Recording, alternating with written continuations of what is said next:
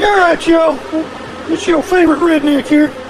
What we're going to do this morning is we're going to show you the proper use of Internet Explorer. Now, you might have it down here. It's that little blue E, or you might have it in your start menu. Some of y'all put it on your desktop. Send to desktop create shortcut. We ain't going to do that because, anyway. This is how to properly use Internet Explorer. You click right there. If you've got a machine with Internet Explorer, this is really important to know how to do this. So you go in this top bar up there, and you type in www.opensuse.org. Hit enter.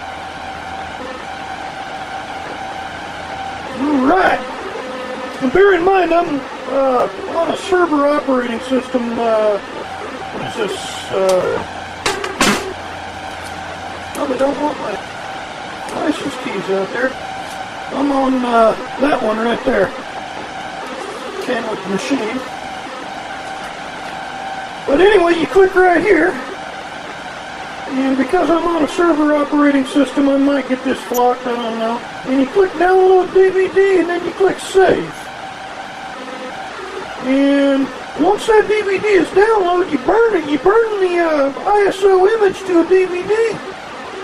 And you reboot your machine, you install that shit, which I have another video on how to solve all your Windows problems, and this is just the basic step. I mean, if you have that blue E on your machine, you really need to do this, because, I mean, what I've just shown you and explained, you know, hey, burn that shit to DVD, upload the shit, you know, reboot the machine and install the shit. Get rid of that goddamn Windows. That is the only proper use for Internet Explorer. So we'll do it again for you. We'll go to that blue E. And I shouldn't even have to type it in because I've already typed it in. OpenSUSE.org. You hit get it. You hit download DVD.